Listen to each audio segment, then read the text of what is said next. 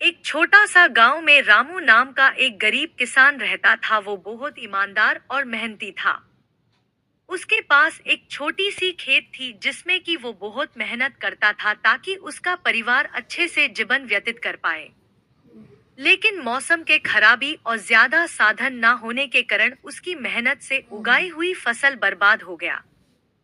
कुछ दिन बिताने के बाद वो एक नदी के किनारे बैठे यूं सोच रहा था कि अब वो आगे क्या करेगा, और मन ही मन प्रभु को मार्गदर्शन करने का विनती कर रहा था। फिर अचानक से एक जल परी पानी से निकली। उन्हें रामू देख के खड़ा हो गया। जल परी रामू से पूछी, क्या हुआ, तुम इतना उदास क्यों हो? रामू ने अपनी परेशानी बताई। जलपरी ने रामू को आश्वासन दिया और बोली, तुम जैसे ईमानदार हो वैसे ही रहना और मेहनत करते रहना, कभी हार मत मानना। ये कह के जलपरी चली गई। उसके अगले दिन रामू फर से अपनी खेत के ओर चल पड़ा और अपनी खेती पूरी ईमानदारी और मेहनत से शुरू कर दी।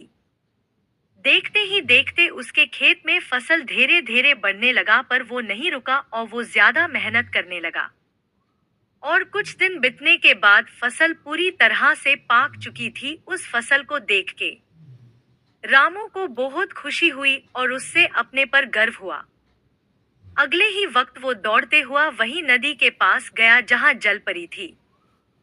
वहां जाने के बाद वो जलपरी को बुलाया और नमस्कार करते हुए कहा कि आज आपकी वजह से ही मैं हिम्मत नहीं हारा और मुझे मेरे मेहनत का फल मिला। आपकी बहुत बहुत धन्यवाद।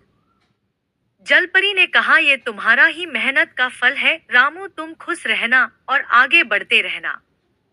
इसे ये सीख मिलती है कि हमें कभी भी हार नहीं माननी चाहिए और अपना काम पूरी ईमानदारी और मेहनत से करना चाहिए।